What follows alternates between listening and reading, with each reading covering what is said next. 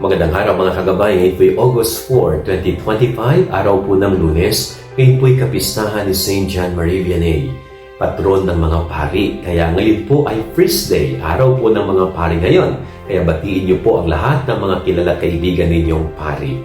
At napakaganda po ng ating Ebanghelyo. Maraming tao ang talagang sumusunod sa ating Panginoon para makinig sa kanyang mga turo't aral. At nagkataon na dahil sobrang dami ng tao, wala silang maipakain. Subalit ang Panginoong Hesus ay gumawa po ng milagro. Mula sa ilang tinapay at isdang daladala ng mga nandoon, ito ay dumami at napakain ang libu-libong tao noong mga oras na yun. Ang ganda po ng ibig sabihin ng gospel na ito.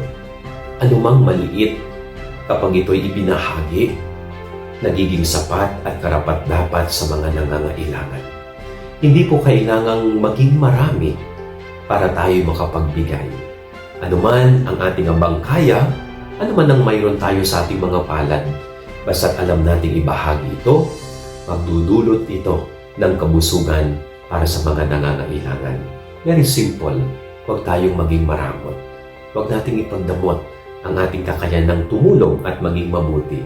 Huwag nating ipagdamot ang ating kakayanang magbigay sa nangangailangan. Yan ang ating gabay aral ngayong maghapon. God bless po sa inyo lahat. Pagpalain kayo ng Panginoon.